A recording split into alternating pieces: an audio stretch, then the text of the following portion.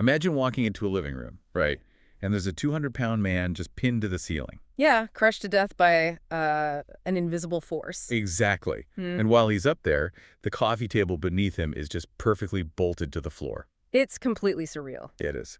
So welcome to today's deep dive, everyone. We are heading out to the desolate, weirdly beautiful desert of Marfa, Texas. Oh, it's a fascinating area. Very isolated. Right.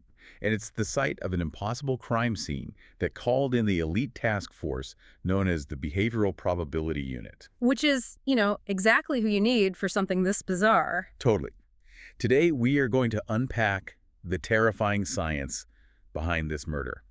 We'll look at how the fundamental laws of physics were essentially weaponized. And we'll break down a ticking clock scenario that actually threatens an entire mountain full of people. So let's just get right into it. The environment of Marfa is super crucial here, right? Oh, absolutely. I mean, it's isolated from major cities. It's famous for art installations and just a lot of strange desert folklore. Yeah, the vibes are already eerie. Right. So local police are doing a standard welfare check at this remote ranch house.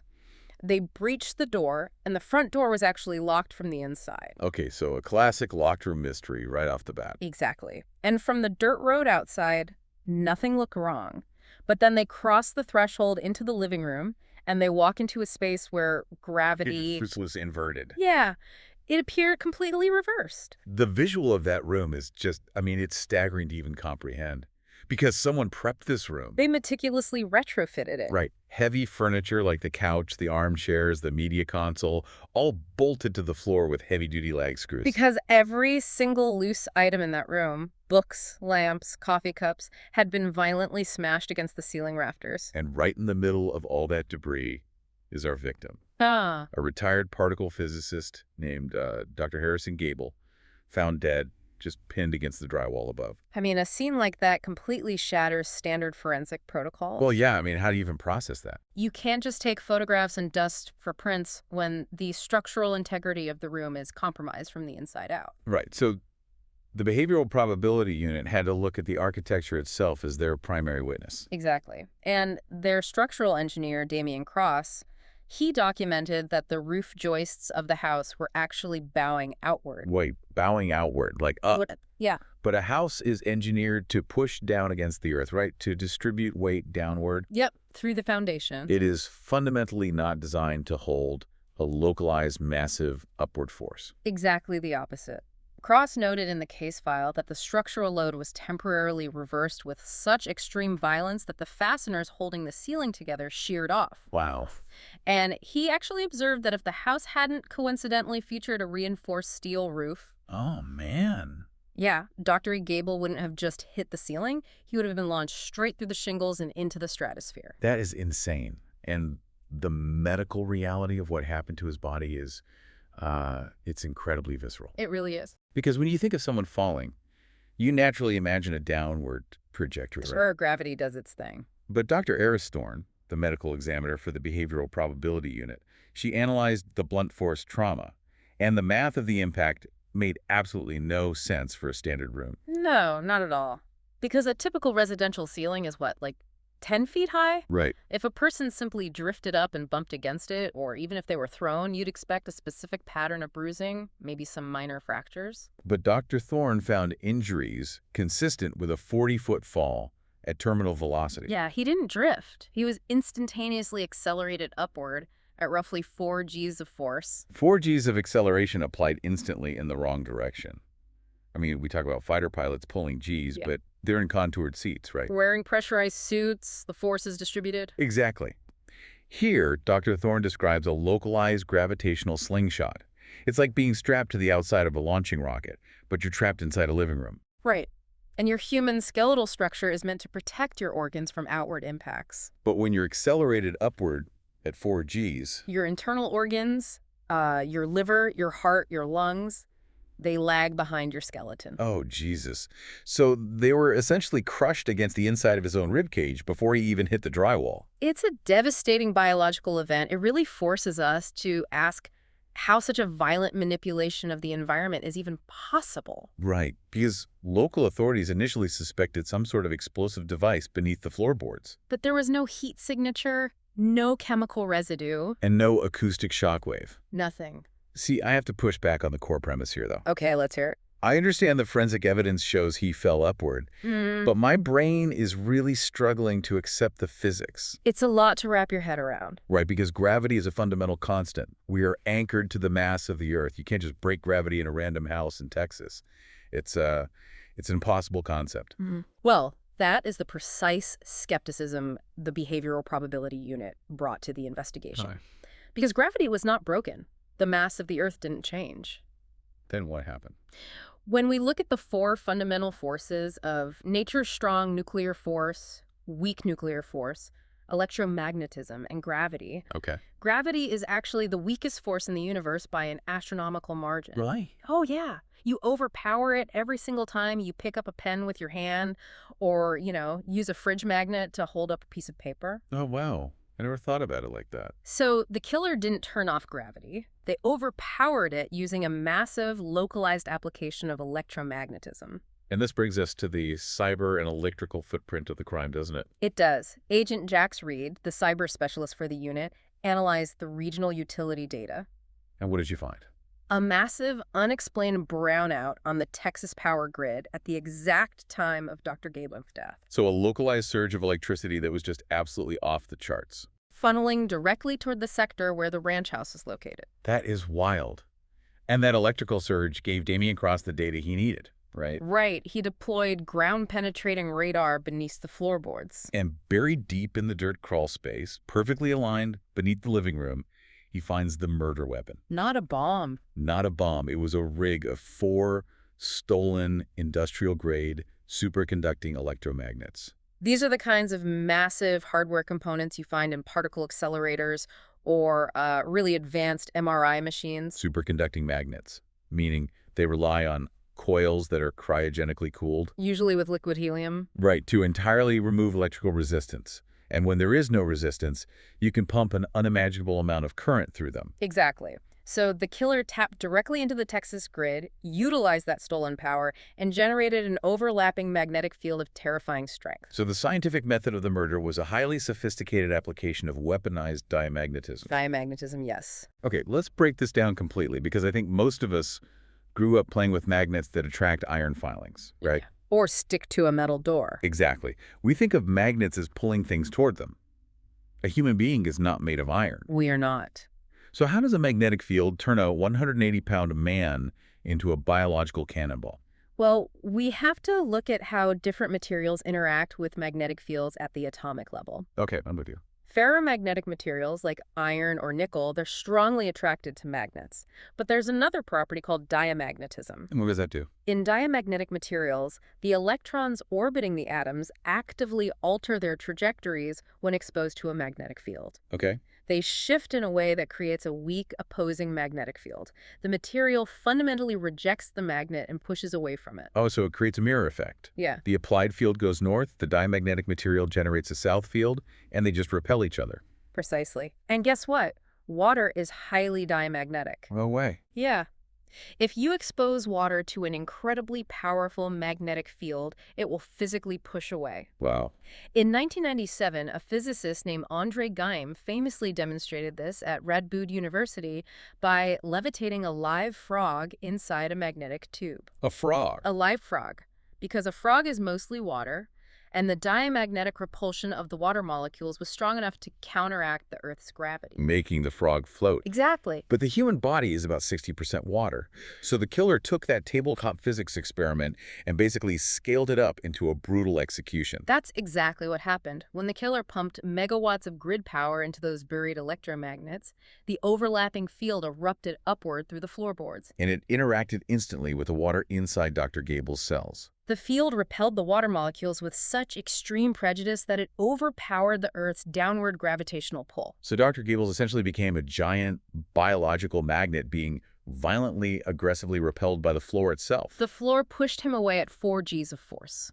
It's an incredibly sophisticated, highly technical application of theoretical physics. I mean, you don't just accidentally build a superconducting diamagnetic cannon in your crawl space. No, definitely not. Building a rig like that requires a very rare intersection of disciplines. You'd need a background in theoretical physics to calculate the field overlapping. Plus electrical engineering to tap the grid without frying the whole system.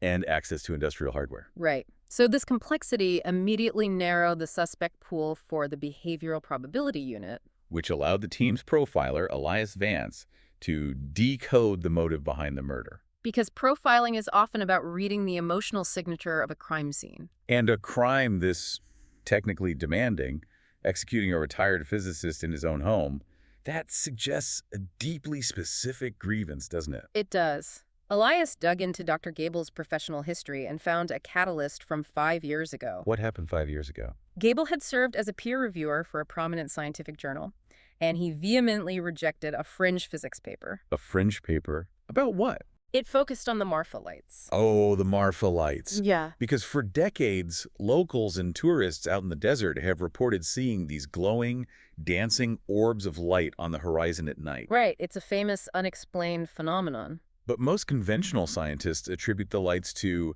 like, atmospheric reflections of car headlights from a nearby highway, right? Or maybe campfires distorted by temperature inversions in the desert air. But the author of this fringe paper proposed a completely radical theory. He argued that the Marfa lights were not optical illusions, but actual natural electromagnetic rifts. Electromagnetic rifts? Yeah. He believed tectonic stress on quartz deposits deep underground was creating localized magnetic anomalies, ionizing the air into glowing plasma. And who wrote this paper?